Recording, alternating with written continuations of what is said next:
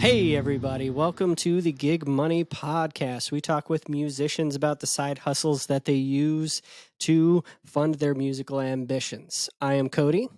And I'm Andrew. And today our guest on the podcast is none other than Sean Fitz. You may know him by several different things. Currently you are the touring bass player for Otherwise, right? Yes. How's that going? It is going. We just got off 2 tours with Adelita Sway over the summer, and we got a couple shows coming up in good old Las Vegas. That's where those boys are from. So they got a couple hometown shows coming up. We got one for their organization Life by Music, which is a outreach program that provides at-risk youth with instruments and teaches them some beginner steps on how to learn guitar and like kind of get into music. Yeah, that's cool. I've always respected those guys. I've seen them a handful of times, and my friend Brian Medeiros was actually their drummer for a period, and Oh, cool. he came up with me in the me and Andrew in the Salt Lake City scene, and yeah, they're just like totally awesome guys, and having that charity definitely is something that they do to help the community. Something that puts forth music in the local scene, and you got to respect that. So awesome. Yeah. So tell us, what side hustle have you been working most recently? Dude, right now I work 6 days a week at a restaurant making sandwiches. I do that I've been doing that pretty heavy for the last 2 years ever since I moved to Phoenix. People got to eat. People Yeah, got to eat. that's true. It's consistent. Hustling sandwiches. If you haven't man, noticed, we're in a little bit of a recession right now, or whatever you want to call it. So, you gotta just buckle down and take the work that you can get, and bare essentials. keep rolling forward. I know you've done a lot of different jobs in the past, similar to that, and I know you did a lot of DoorDash, and I think people kind of underestimate the amount of musicians that actually take on DoorDash as a side hustle. So, yeah, I did it briefly, but you probably have some pretty interesting stories from your DoorDashing. Oh yeah, when I was doing DoorDash, I did it for about 4 years full time, and it was like a combination of like different apps throughout that time. But I would say like food delivery was like my main side hustle. That's kind of how I was able to really get into touring. Especially like even if you're gonna get like starter jobs when you're like touring, even like minimum wage stuff, there's just so much time involved, like learning a job and picking up a new position that you can't it's not usually practical. It usually burns you out pretty quick. But the gig economy stuff was like a way that I could kind of leave whenever, or when I had to work extra, it was there. It wasn't ending. And for the time I did it, it was good money, especially with like the world shut down for half of it. Like people needed to get their shit, so I brought it people to them. Gotta eat. People got to eat. Global pandemic. People got to eat. Go do grocery shopping or whatever. Like that was a big hustle when I was living in Minnesota still. So, and when you're doing that, you don't really have to have a boss that you have to relate to or to try to, come to anything when it's like, I got to go on tour. You don't have to take time off. Right. You don't have to request off, or you don't have to have some agreement with the boss that they let you go on tour or whatever. You get the flexibility. And then even like when you're doing the job, if you're not taking a delivery, like I was able to get a lot of social media shit done. And if we're promoting a tour or whatever at the time, like always hustling, able just to be on it all the time. So it's like get twice the work done in the amount of time, Yeah, and I think that's the ideal thing about one of these type of situations is it's you can sign in and start working whenever you're ready to go, and you don't have a boss that you got to report to. And Andrew touched on that. I was actually getting to that too. But have you had any side hustles where you've had a boss that you needed to tell about your touring schedule and your, musician lifestyle, and how Hmm. did that boss actually take that? So I've been pretty fortunate. I can't really complain about like my bosses over the years, like really interfering with my music. My music has always been like number one, and I kind of just treat the job as, I mean, I do a good job in whatever I do and take Yes. pride in that. And I think that when it comes to working these jobs, if you approach it that way, usually they're going to be understanding. And I mean, good help's hard to come by these days, and they're willing to work with a unconventional situation. But I mean, I worked at Amazon where I just quit right before I go on tour because that's what you got Mhm. to do. And then you can't get rehired for a year. But then I've gone back after like years and done it again. But like, I mean, even my current position, like I work there 6 days a week when I'm not on tour, and they give me the time off I need. If I need to take time off, they give it. I don't Yeah. get I don't get paid time off or anything like that. I don't have benefit, you know. Yeah, That's that's the true. that's the trade-off of being able to take months at a time off and being able to come back and just like you never left. So Well, it speaks to something that I know you as somebody who you don't waste time. If you're going to go into a job, you're going to put everything that you got into it to mhm, do what you got to do. And, employers respond to that. If you work hard, then you're more likely to come into a situation where your boss is going to be like, "You are an excellent employee. I am totally cool with having you take some time off to go on tour and support right, your music and everything because you approach your job so professionally." So if you're a right. slouch about it, it's completely the opposite. It just doesn't work out because Yeah. you got to be reliable. Yeah, and I've definitely I think the first job that I took just because they were understanding about touring musicians. It was like the first like pizza place I worked at that was like this was the understanding going in. There were already like musicians working there, and I ended up working there for like 2 years or something like that before I went to work at Amazon for the first time. And they were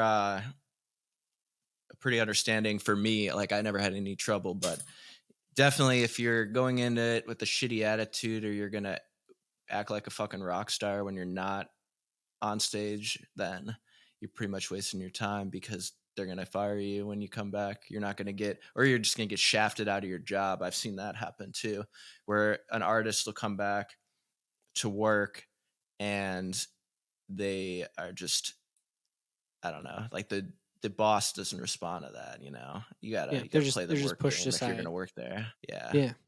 So I'm curious because it seems like you've had some pretty good experiences with your side hustles that have kept you on the road. But what Hmm. about like the worst experience you've ever had working a side Yeah. hustle just so you could continue on tour, doing the music thing? I don't know, but I know that like on tour, I think the worst things to do on tour when like I was low on money or something like that was definitely like just going up to random strangers at gas stations and stuff like that cold is like really hard. I mean, I would do it, but I didn't necessarily like that I had to be in that position, but if you gotta hustle, you gotta do it. Usually I only take stuff that is going to be moderate, like tolerable. I guess working at Amazon one of the times was pretty shitty one summer, but I have heard some horror I didn't stories last about more than a few Amazon. weeks. Yeah. You know, Amazon is just one of those things that, if you're gonna go in there, if you're expecting to get like a career out of working there, you should probably find a better company to work for. But for fast cash and you need a job now, they're gonna hire you. They're not gonna fucking drug test you. You're gonna get hired right away. And that's the other thing too for a lot of these musicians. And it's becoming less of an issue in certain states, but trying to get a job if you're smoking weed or you're doing whatever the hell you're doing, you know, you gotta that kind of limits your possibilities a lot too. Yeah. sadly. Yep. Definitely does. I was just talking the other day about a interesting story that I have about um, potentially being drug tested. My first ever experience with edibles. But as we say, that's another story for another day. So You just you, bait them you like definitely that. have to keep your wits about you. But Oh yeah, yeah. Yeah, I'm not saying go smoke weed and go to work either, because that's not how you keep these jobs either. Like you can't be on that. You gotta put the work in at some point. If you're not putting the work in on stage, then you gotta be putting it in somewhere else because it don't stop. yeah, and that's one thing I've always appreciated about you. You just work hard at whatever you're Yep, doing because I love you it. don't waste your time. You do Nope. what you got to do, and you go for it. You don't waste energy. You just put everything you got into what you need to do. And I think a lot of people should really try and aspire to do that because that's what really puts you forward in the music industry when you need to rely on side hustles as sources of income. Totally. I think that every opportunity that I've gotten in the music industry and every like even like the people that I've gotten to meet and shit like that is all because I hung around long enough, you know. That's all it is. It's like you got to just hang around. I mean, these are just regular people. It's not like if you want to like get in the music industry and like hang out with people and party with rock stars and shit like that. It's like these are just regular people that survived, you know. So you have something relatable, and I think that that's why I, especially like outside of music, like I don't do a lot of like going out. I'm not real relatable with most people that I interact with. And I think that the music stuff, it's just like everyone had that struggle at some point. Everyone came through and is there, you know. Yeah, you gotta work hard and you gotta set yourself apart. And all of the musicians at the top, that's exactly what they have done. Mm, it's easy to Absolutely. kind of look at somebody who's making that amount of money just based on a recording of their music and say, "Oh, he's That's the probably other thing too, living in is his like mansion." any of these people that are making money, it's not just because they're selling a bunch of records, you know. At this point, the music industry is not just selling records, you know. It's a whole thing. And if you're not in it 100%, you might be all right, but you're definitely missing the opportunities. And more money is never necessarily a bad thing, you know. Yeah, More yeah, money, you can Andrew. do more good with it. That's like my motto on it. Yeah, for sure. Andrew was telling me earlier about how he was reading something that kind of laid out how even like large musicians aren't able to subsist only Oh, on totally. music, right? Right, Andrew? Right, What was right. that? Yeah, so it was an article that I read that said, the day of the rock star is over. Like the day of the rock star with the Ferraris, Lamborghinis, the mansions, the girls, all that kind of stuff is kind of done. I mean, sure, you can see that with the rappers and other different type of Mm-hmm. industries, but with the rock scene and the metal scene, you've really got to put a lot of effort into it in order to get to that level. And even then, sometimes you are struggling, So that was something I Yeah, read, and I was like, totally. I don't know, like, what is your take on that? So, all right. So I totally agree with that there's not enough money going to the artists, but I think it's because we're paying too many people. There's too many people in the chain that are getting paid. These rappers and these country artists are making their money, you know, and it just stops with any other genre.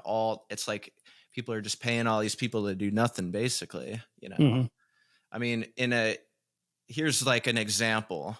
If I want to hire like a publicist to promote my release, I'm probably going to spend in the ballpark of like, I would say conservatively, like it's going to at least cost me $2,000 to hire somebody for a month to get me opportunities to talk to people like you guys. But you're told like when you're coming up that like, oh, you gotta put your money in this, or like we gotta get you on a label. We gotta have the label give you uh I mean, musicians are desperate, you know, like they're taking whatever money is thrown at them. And sometimes it's better just to like not take it and make a little less. And like you're going to go farther in the long run because you're not going to get like that money back that you spent on these things, and it's irrelevant And after. and I think the metal and the rock scene also has a lot of problems with, you get your pop artists, you get your rock artists, you talked Mm-hmm. about country, and you have all these different producers and writers and all this stuff on top of that, and Adds they up. produce some pretty good songs. But then those of us in the rock scene and the metal scene, we do all of our own writing, we do our own producing, we do our own mixing and mastering and that kind of stuff. You Mm-hmm. put a lot of effort into it, but you're not getting the return out of it that these other people Oh, do, and totally. it's not fair. Totally. I mean, there are artists that's like slip through here and there. I think like an example would be like, I mean, even like my buddies Natalie This Way, like they're an independent band now. He's been able to build a following of 2 million monthly listeners as an independent artist. It's like it's possible if you don't listen to everybody telling you how to spend your money and actually spend it the way you think you should spend it, Yeah, because it's that's just too that's a many. testament to hard work over time because Adelita's Way has been doing it, just grinding for Totally. like several years, and just never stopping and never really giving into this whole like music industry. You got to buy in to do it. They just Right, been buying grinding. in, like you don't. There's certain scenarios where even bands should be out there like buying on the tours and doing stuff to that nature, and like your band has to be like drawing, at that point. Like you need to, if it's not working, then you need to try something else instead of just spending money. That might not be the answer. Maybe it's the art. Maybe it's I don't know. I'm not the audience necessarily. You got to kind of just throw all your ideas out there and see what sticks, Yeah, and then it's run with it's hard that, to and then separate all in on yourself. that. Yeah, it's definitely hard to separate Right. yourself from the art and kind of see it from a different point of view. All you can do is kind of Mm-hmm. like tune into what you're trying to say and just communicate it as best as you can in your music. And that's, I think, if you're really good at that, that's when you create the best music. But the Oh, entire music totally. industry is not based on just having the best music. It's promoting the best music. It's getting the best music in front of everybody. Right. And Yeah, but even if the it's best tough. music is in front of everybody, like for instance, like if a band is paying a lot, it like boosting a song on Spotify and it gets them up to like 1 million monthly listeners.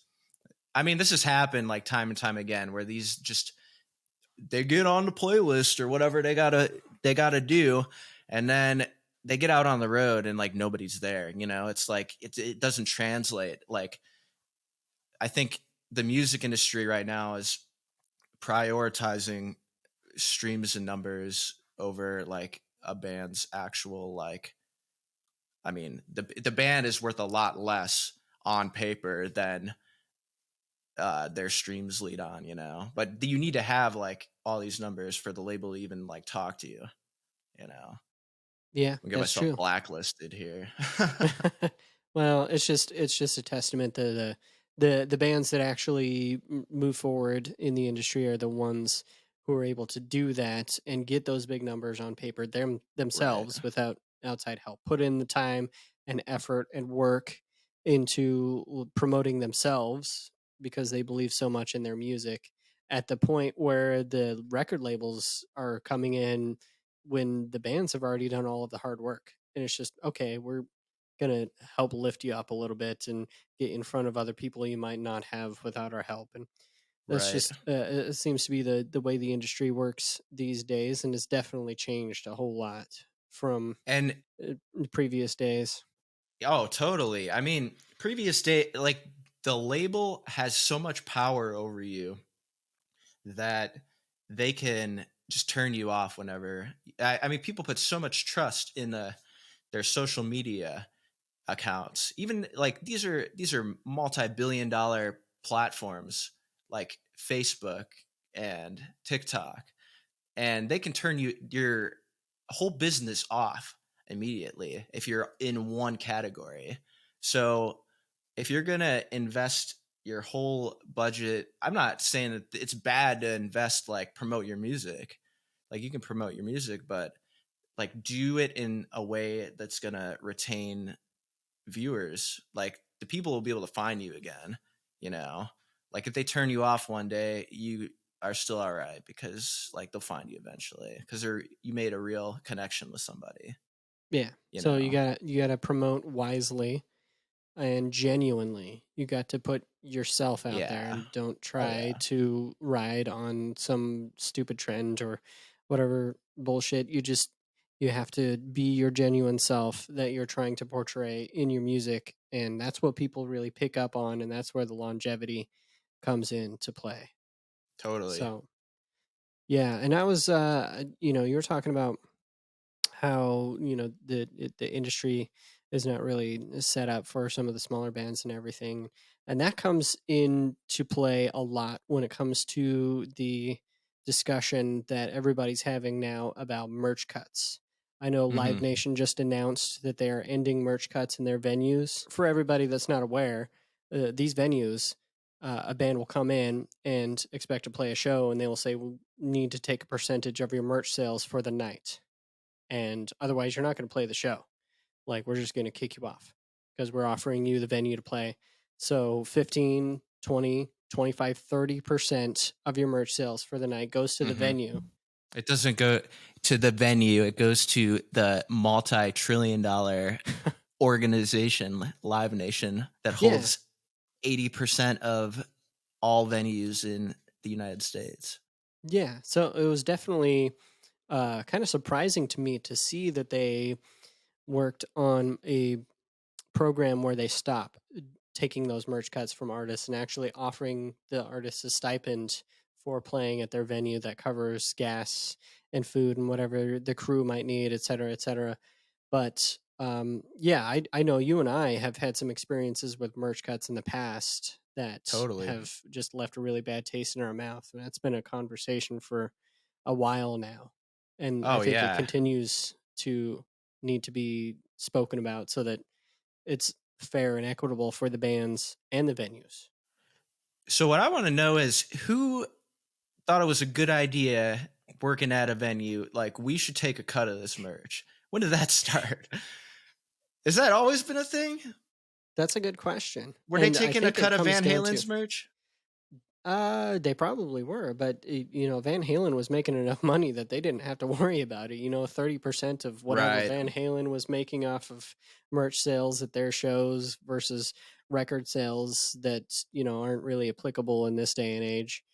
It just it's somebody at a venue realizing, hey, here's some way we can make extra money for Mm-hmm. essentially just offering this artist, this corporation, if there's a whole record label behind this band, a place to play. And when it comes down to it, they have the authority to say, we're going to cancel the show because you're not going to give us money from your merch Right. sales. Yeah.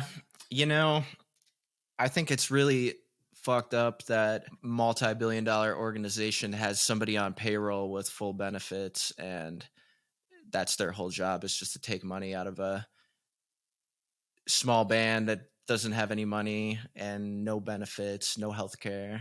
Like, these people go home with a like over average like income every year, you know? Like, all under they're Yeah. the guise of like just getting you out there. right. It's like, Yeah, we're yeah. giving you a little bit of Yeah, and experience, they don't even do anything for you. These people at the venue, the merch So people. yeah, so on Everybody the wants to have their surface, hand in the cookie jar. But I feel like that's too true. that Everyone like wants a slice of the pie. there's some miscommunication as far as like what they think they're doing too. And I've found, talking to people, like, I have to say like 80% of the time that someone's like, "Oh, we're going to take a merch cut," I'm over the conversation in 2 minutes and they don't take it. Yeah. So if someone's trying to take a merch cut, just keep talking to them until they are annoyed with you, and then they're going to give up, because it's not worth it to them at the It's end of just the day. extra. Yeah. It's It's just extra like a money that they extra. can put in their pocket. Right. Well, they're not putting it in their pocket that way. They're just like, I don't know. I don't understand like where it's allocated. But I do think if they're not taking a merch cut, you can expect some of these bands' guarantees to go down. That's true. And I think I that's think, how it's going to affect it. yeah, this definitely comes as kind of a boon to, any artist that is touring around and playing at Live Nation venues, that they get to keep all of the percentage of their merch 100%, and they also get an additional stipend from any Live Nation venue. So, in and of itself, it seems like a great thing for the artist.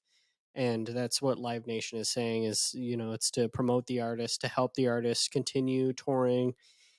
And of course, that seems all well and good on the surface, but you think about it, and Live Nation being a big corporation, there has to be some sort of back-ended kind of deal going on there where they're trying to make up Absolutely. somewhere else. And that's just business, and unfortunately that's how a lot of the music industry works, Oh is yeah. back-ended kind of ways to get extra money from the bands, and these guys are working at sandwich shops just so Yep. that they can go on tour.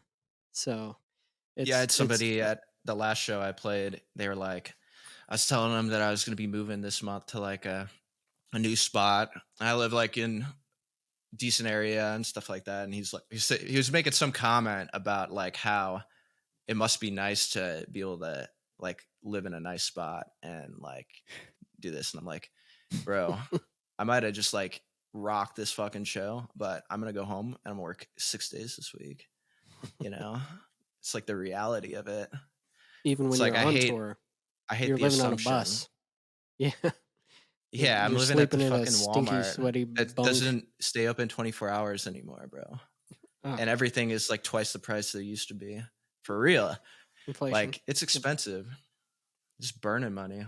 Yeah, and a lot of people have that misconception about how much musicians actually make doing music. And Andrew and I, that's kind of why we're here. We're talking about Mm-hmm. how it's not really the way that you can fund yourself and keep yourself, in a in a house, in a decent apartment in a decent neighborhood, Right. not living on the streets, so that you can play music. So Yeah. Really, like for the last 2 years, I lived in a neighborhood where like I walk out of my apartment complex and there's somebody like smoking crack or like shooting up. Like it's just common, you know? It's like I look at this shit every day. So if someone's gonna even make a comment, I had to shut it down because people don't like good people gotta talk about this shit so they people appreciate you. You know, if you don't mhm. give someone something to appreciate, then they ain't gonna appreciate it because there's too much shit going on in the world. You know. Yeah, that's the truth, definitely. But I'm curious. We've done a couple tours together. So I'm wondering, what is the craziest thing that you have ever done to save money on tour? To save money, probably I don't know, just many nights of spaghettios straight out of the can. You know, there was definitely a couple tours that I did where like I left tour with like $300 and got to go for like 40 days or some shit like that. And I'm going to get like $20 a week. What am I going to do? These are like in the days before I had like rent and stuff like that. And I mean, figured it out, you know, but it's definitely a lot of nights of eating stuff that you might not want. But I mean, honestly, like people are good. Like, don't listen to what people say out there. Like, people are usually pretty good and understanding. And if I didn't have help from people in all these different places, then I definitely wouldn't still be doing it, you know. But people are really good at musicians, and I appreciate all of them. Yeah, that's true. One thing about the music business is that the fans are very grateful, very helpful, and they Oh definitely yeah, want to promote any artist that they truly believe in, they truly kind of resonate with. And totally. that's one thing that you kind of don't get in other genres, Mm-hmm. that attachment. So, definitely grateful for all of the fans out there who Yeah, it's just because the other genres are making money. yeah, but at the same time, the people who are listening to these other genres are just doing it passively. They don't really connect It's with it true. quite the same way. But, It's true. if you put out music that you really, really connect with, you're trying to say something, you're trying to emote, and people Mm-hmm. pick up on that and they resonate with it. They compare it to their own situation. They really feel it deep down. That's when you get those really hardcore fans, and those are the ones that are willing to help out, and that's great. Totally. I call that um, just knowing your audience, Right. knowing what they like. And hopefully you make something that they like that's within your scope of how you write and your musicianship. So sometimes Right. you just don't care. You just want to play what you want to play. Yeah, I've definitely done that for sure. Yeah, that's the best way to do it too. Just you play what you want to play. You say what you really want to get out into the world, and it might take a lot of work to get it out there in front of as many people deserve to hear it. But Mm-hmm. that's people can spot a fake. Oh yeah. They might not be able to say exactly what is fake or why, but they know there's just something kind of off. This person really doesn't feel what they are singing into the microphone about. So Right. that separates a lot of the people who are just in it for the money. Right. Yeah, that's what I say. Like, if people are asking like how they should release music or like how they should start to write music, I'm always like, just whatever it is, like you gotta just put the best thing, like come up with the best thing that you can at the time, and then like start to push it out, because like you'll make better things. But if you at least put your most effort in to like whatever you're releasing, it'll be a learning experience at the worst, you know. Yeah, but it's something you can grow from. Right, and it's So something you can respect as an artist. If you're putting out half-ass work and you're not doing that extra vocal take because you're tired or whatever, or like you got to go back and track something else and you're not doing it. I don't know. I just see like a lot of like people want to act like a rock star, but this is like the easy part of it. You could just go like do the best you can and put some thought into it. mhm. I've one of the things that I've been told, most of my life is, people might not remember what you say to them the first time you meet them. They might not remember what you wear, but they always remember how they felt when they were with you. So as long as you're making that kind of an impression with these other people, the odds are they're really going to like you. And if they like you, odds are they're really going to start listening to your band because they're like, Right. oh, this person's cool. I want to know more about them. Totally. Yeah, Yeah, that's definitely people true. people remember that connection for sure. I know I've definitely come across people over the years that I've re-met down the road, and I might not even remember them, but they remember something, and that's cool. It's cool Yeah, that they that's do. that's why we do what we do. We do it for that Right. connection that we have with Mm-hmm. people. We do it because we have something to say, and anybody who really feels what we're trying to say, they make it what it is. It's the Mm-hmm. fans who make the music what it is. And yeah, you said you reconnect with people kind of down the road and maybe not remember exactly the situation. I am wondering, what is the craziest like tour gig story that you have? I'm trying to remember, like there was this one time. Shout out to my boy Tommy Hayden out of Las Vegas. This is like the first time I ever went to Las Vegas. I know you met Tommy too, but that was the second time we Mhm. went to this house. First Yes. time I went to Tommy's house. We played a show with his band, and his band got put on the show like days before.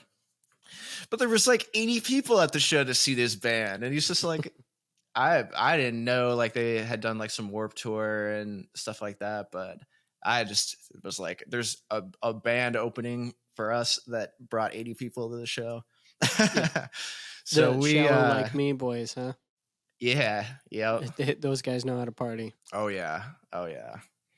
But the first time I went to Tommy's house, they got there's just so many people there.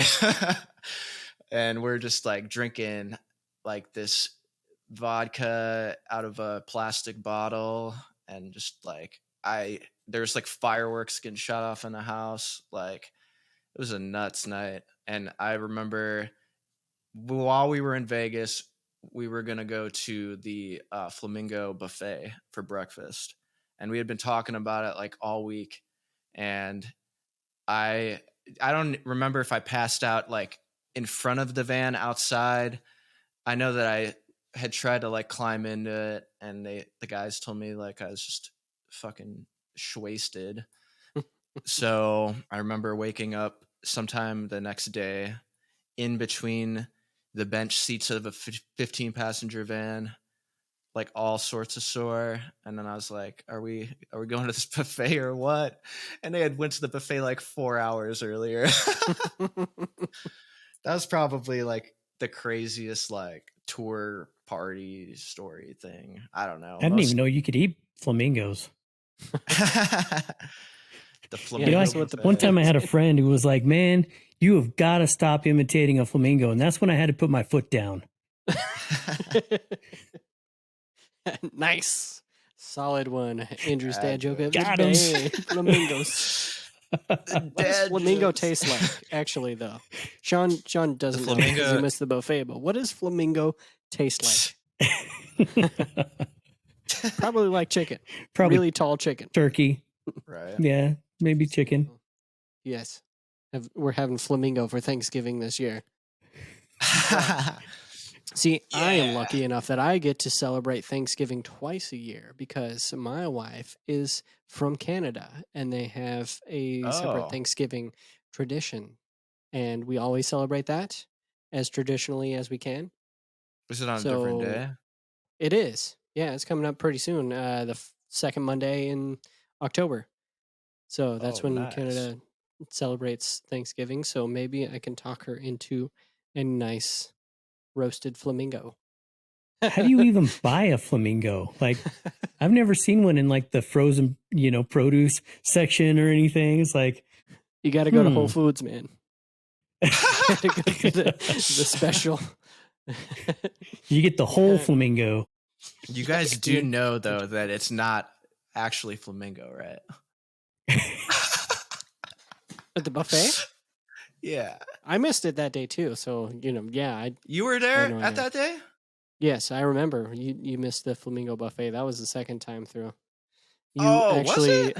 Yeah, so we were staying at the Luxor and we got an Uber back to the hotel. Oh, no, that's not the day, bro. No, I must have missed it again because that is, we did not stay at you're right. That was a different day.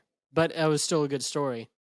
Mm-hmm. Because we were partying with the Shell Like Me guys at their house. And Dude, they paid for an Uber back to the house. And you were in the back seat.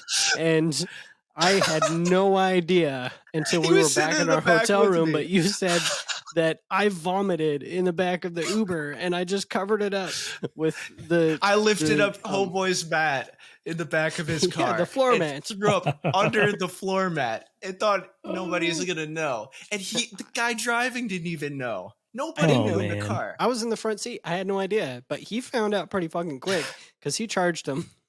Yeah, he charged Homeboy, but I did pay it. I paid the cleaning fee. It was like $250. Yes. Wow. And then I think I threw up in front of the Luxor that night. You did. Too. Yes, you did. And but the security wanted help. Yeah, they weren't like really stressed out about it because I imagine it happens all the time. But yeah, I remember you telling me that after we had gotten out of the Uber and I had no idea. And yeah, I forgot about that one. That's funny. Yes, I assume you missed. No, you didn't miss the buffet the next day because you got some sleep. I think we went to the Luxor buffet that day. Yes, yeah, I think we did. You can eat Luxor? I don't know what kind of meat it is, but it's shaped like a pyramid. Sounds kind of deluxe. Or that didn't work. So, all right, I'm done. So, nice try. It was a good try. So yeah, Vegas stories are always crazy. Yeah, I imagine you wouldn't advise any other musicians to get quite that wasted in Las Vegas and try and play a show. I do not drink like that anymore. I have to say, I really cut back on doing a lot of that kind of stuff. You got that partying out of your system. Yeah, I mean, all those stories were even before I turned 21. So, like, they're wild, yo. We're going to redact that right there. Hey, I didn't drink at a bar. No one bought the alcohol for me. I just found it. Man, I don't know what's up with these young musicians sneaking into bars and playing shows. He's talking Never about happened me. in my band. Never happened. Never happened. Wow, Andrew's talking about me right now. Also redacted. That's the part that doesn't go in the highlight. That's like that's the spicy part for if someone's listening. Yes, that's the explicit episode that we release only to our fans who support us on Patreon. It's only on the dark web. It's on the OnlyFans. The OnlyFans. OnlyFans. Nice. Gig money OnlyFans. I'm gonna need my 10%. So would you say that was your best experience or your worst experience while on tour? I thought it was like crazy experience. I think if I had to say one of the best experience I had, it was probably playing Shiley Acres out in is it Virginia?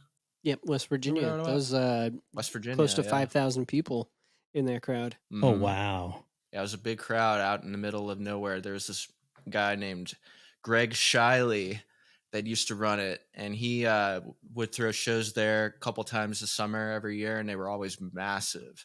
Like, always get these big bands, and ever since the 70s, he did it. In the 70s, he would have like Ted Nugent and guys like that come out, and it would just be it's like 2.5 hours from the nearest city, like kind of very rural, and just all these people would go out, and it was pretty incredible experience that we got to do that. Greg actually passed away shortly after we played that show, so that was one of the last opportunities to be able to meet him and see him in the element. But he was a nice guy. I remember we had like AC problems that day, and he that's called a bunch of people tour, up, right? let us put them on the guest list. The AC people, they got it fixed same day. It was super, super good guy. I actually met his son a couple months back when I was out in the area. He came out to our show, so it was nice to be able to talk to him, tell my story about meeting his dad and everything. Yeah. He was a definitely a huge figure in the music scene, especially on the East Coast, and very, very sad to lose him. So, and he made damn good moonshine. Like that shit was strong as hell. all the artists out there know if they played at Shiley Acres, and there's only a handful of artists that have ever been able to play there, but they got moonshine from Greg Shiley, and it was crazy. Yep, he was a legend, and we definitely miss him a lot. Mm-hmm. Hell yeah. But yeah, that was an excellent experience. Yeah, that was amazing playing at Shiley Acres in front of that crowd, and they were just so excited to be there, and it was something else. So what would you say your worst experience was while out on tour? Worst experience? Yeah. Is probably, I know you guys had a Grant on the other day. Yeah. So Grant probably gave you his worst experience. This is another Sleep Signal story. This is when it was like the second or third show that I played with Sleep Signals. I was in that band for a good couple years, and we were driving. I don't remember where exactly we were coming from, but we were driving down, I think it's I-29 there in Missouri, going into Kansas City. We're going into Kansas City. We're late. Like, we had transmission issues all day, and we're trying to like rig it up in the AutoZone and all this stuff. We're trying to make the repair, and it just kept like shitting out on us. We'd get a couple miles down the road, and then it would just like, we're not moving again. So we got to take it apart and look at it again. And at one point we got it going to where like we were going at regular speeds and didn't seem like any issues. We had no lights on or nothing like that. And then we just lose all power on the highway. It's just like, it just dies out on you. So we're just coasting, and we are able to coast down the off ramp. And we were coasting down the off ramp. We get to the bottom at the stoplight, and it was red. So we just stopped. We're like, all right, so now what are we going to do? Because now we're in the middle of the road. And then you see flames in the front of the van. the van's on fire, and homeboy we had out with us rips the handle off of the van because he's so scared. So he kicks the door out, and luckily everybody got out. We all lost our laptops and wallets, and it was definitely a shit show. But that was probably the scariest time being on tour, because that, like, a minute later, after it was like already flaming up pretty good, like it like exploded. So it was pretty gnarly, and you guys can see that video if you Google Sleep Signals van fire. It's around. Yeah, that was definitely But a very yeah, harrowing experience that was a from crazy the one for outside. sure. It's hard to top stuff like that if you're in, like, get in an accident, or like vehicle issues are usually like the surrounding cause of like crazy stories on tour, I feel like. So my best advice to people is don't buy tour vehicles, rent that shit. So it's someone else's problem. It's cost more, but you got the peace of mind. That's good advice. Do you have any Mm-hmm. other advice that you would want to give to aspiring musicians who want to go out on tour? To go on tour, uh, save your money before you go on tour. Don't bring, just bring your essentials, and don't overdo it right when you're starting out, because you only get for a lot of people, you only get one shot. I've been fortunate to have multiple experiences, but usually when I see people that get an opportunity, like, is their opportunity, and it's hard to bounce back if you aren't keeping your finances in line. And that kind of comes back to the name of the podcast. You Mm-hmm. gotta, You're That's why getting we do what money. we do. your finances are going to be your make or break, and it breaks more bands than you think. And bands at many different levels, like, you can be in a big band and you're not keeping track of your finances, or, like I said, you're paying too many people in your camp. And I mean, look at, like, people, I mean, there's a lot of bad examples for, like, athletes and stuff like that, of people that are making a lot of money, and it dries up, or they retire and they're out of money and they're broke. And it happens with musicians a lot. I can't tell you how many people I definitely see, even on the streets here, that are ex-musicians that lost it all. And don't do drugs either. Like, don't smoke a little weed or something like that. Don't get into all these drugs. The drugs are bad now. Like, they're putting shit in them.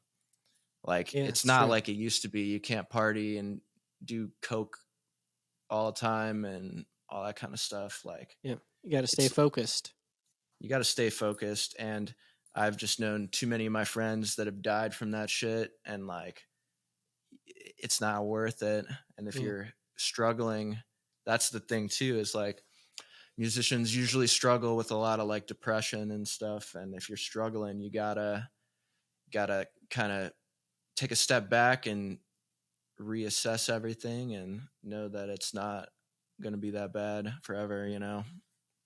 You can work yeah, your way out of most situations, and that's kind of the core of my ethics. Like, if you're having a bad day, you can usually work that out of you. That's hmm kind of just the way I approach things.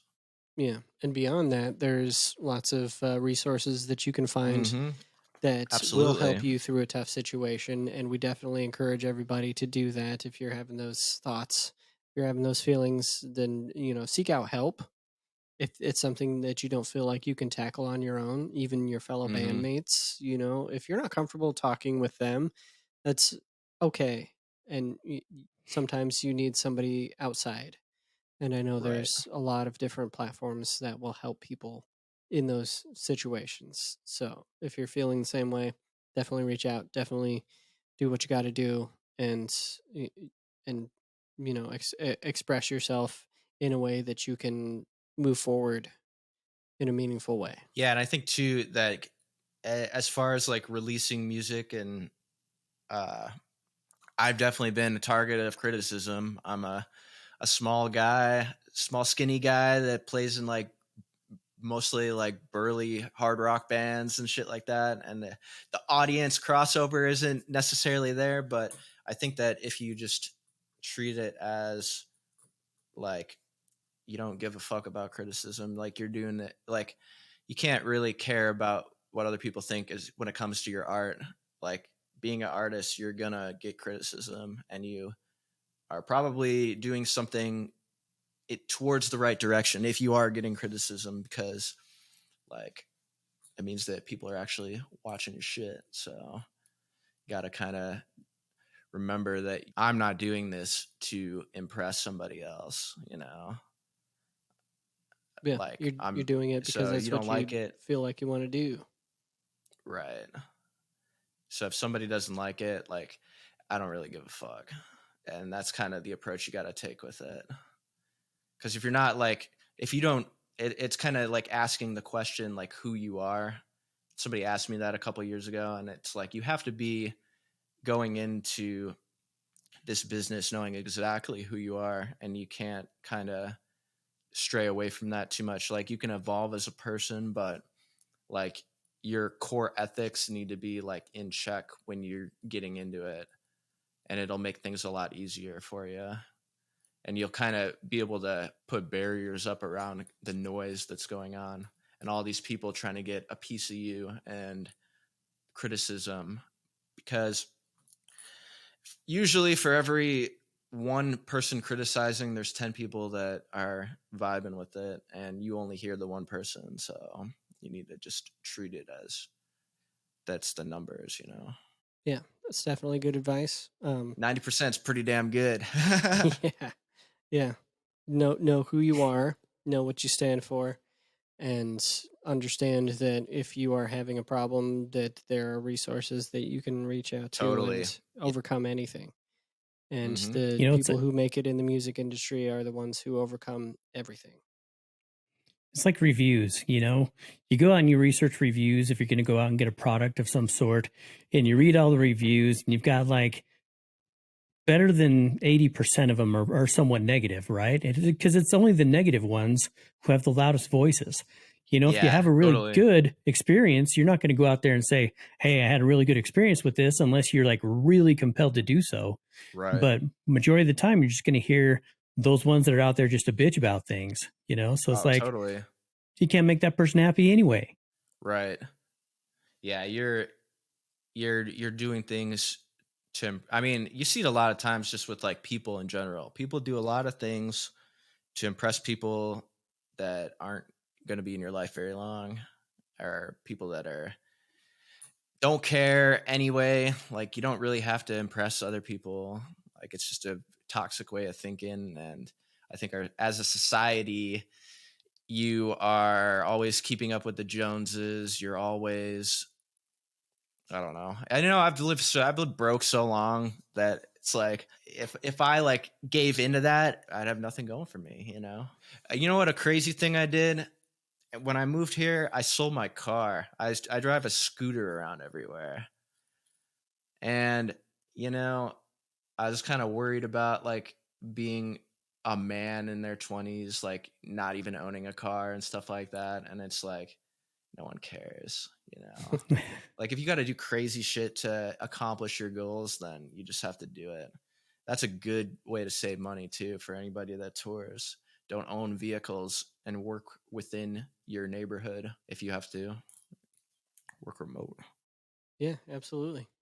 Just consolidate your life in a way that makes sense Yeah. to what you're trying to accomplish, and if you can do that and maintain everything, then all the power to you. You don't I need all think of the fancy expensive shit. totally.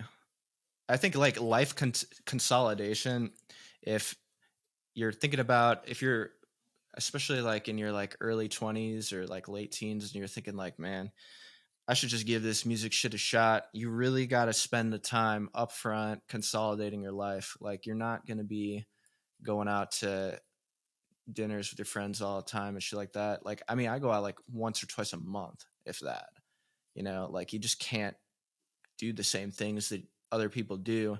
And you have to just be okay with that. And I think the longer you do it, the easier it gets. and the focus on like your end goal just becomes more clear, and it's like you can focus on that because you're not listening to all these outside voices. But you got to take the time and consolidate up front, otherwise you're going to be running into hiccups along the way.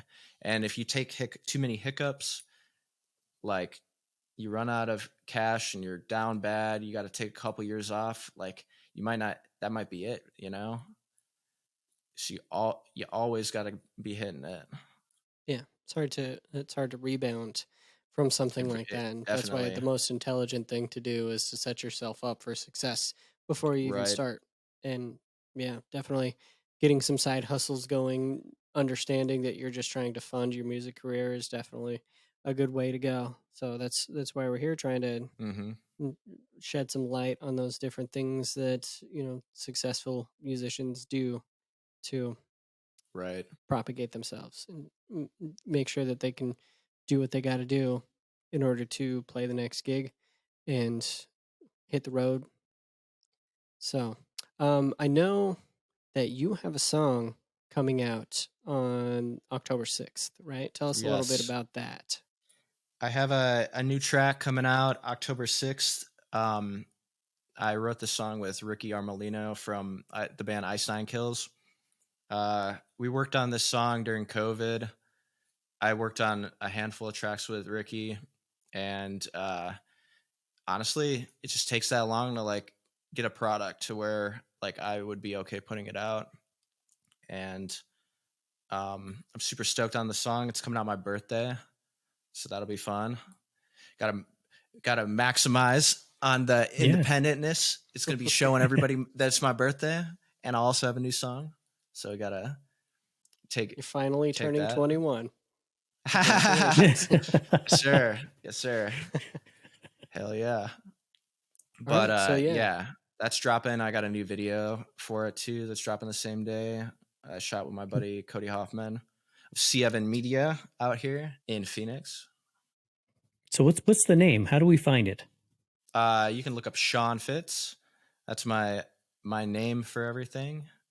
Should be able to find it. And I guess something to address on here. The reason why I'm fake Fitz is because in 2021, right, I don't know, there's still some like COVID stuff going on and like all that.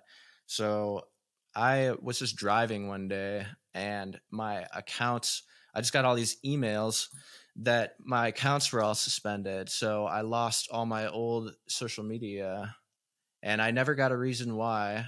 And Hmm. I emailed them multiple times and just never got a reason why my stuff was taken down. I hadn't even posted anything in days at that point. So it was like totally random, You got but never shadow found banned out. for being too real.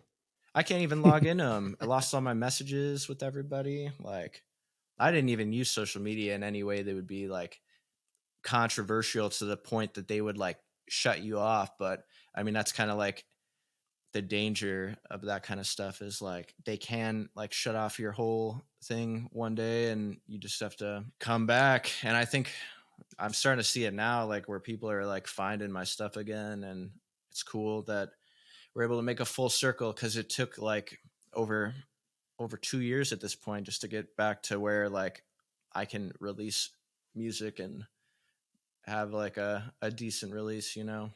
Yeah. You Yeah. built up quite a following on your previous accounts. So it's a Oh shame yeah. that you It had was to just so just many ditch them. years. So Yeah. many Lots of years. work. Yeah. You know, And if something like that happened to me, I'd be throwing a lot of fits. oh yeah.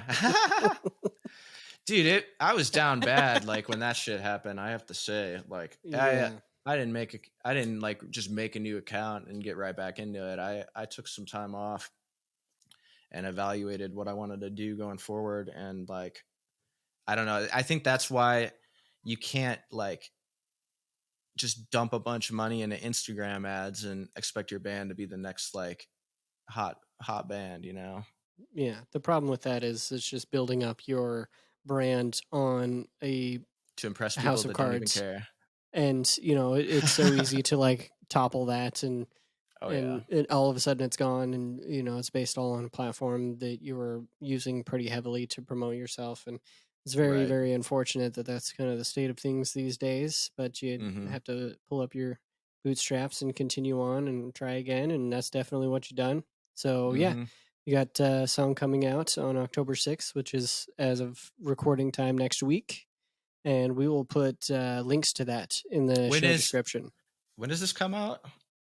We are set to release this on Wednesday. So that would be the 3rd or 4th, I believe. So 4th. So Halo comes out in 2 days. Check it out on Apple Music, Spotify. Look up Sean Fitz, Halo. Yeah. Or on YouTube. Yeah, Look it up on YouTube. Watch the video. I put a lot of time into that shit. Oh, man. Like 3 years. If it doesn't have Master Chief in it, I'm going to be very disappointed. Dude. So, yeah, I've already... All right, so Halo was all right, but when Halo 2 came out, all right, that's what I'm saying. Oh, so wait for Halo 2, guys. Halo 2. All right, if we're talking about conversations that could split a room, then let's go to our final question. Okay. Final question, the one that splits up everybody. You're either on this side or that side, and you create a wall of death and kill everybody. But the question is, do you prefer waffles or pancakes? Waffles. Waffles? Why? How do you justify your decision there? Waffle House, bro. Shit's fire. You know, a pancake house. Hey, bro, just there's an international house. Oh, nice. The waffle slides are part of the brand now. If you come to a show now, you're gonna see me at sound check rolling up in my Waffle House slides. I'm gonna be snacking on something because that's when my opportunity to eat throughout the day. And yeah, Waffle House all the way. Waffles all the way. Natty Light to drink. No more Natty Light. Oh, yeah.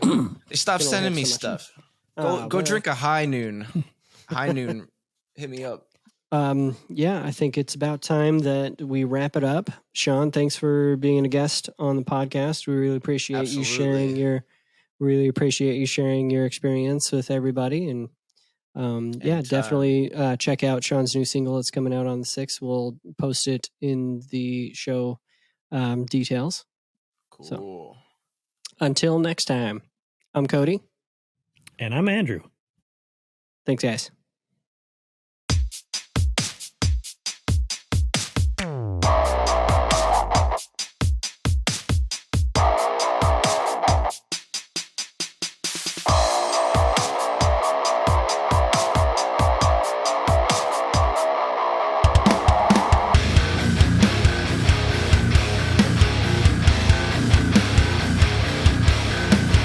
Every day I'm hustling.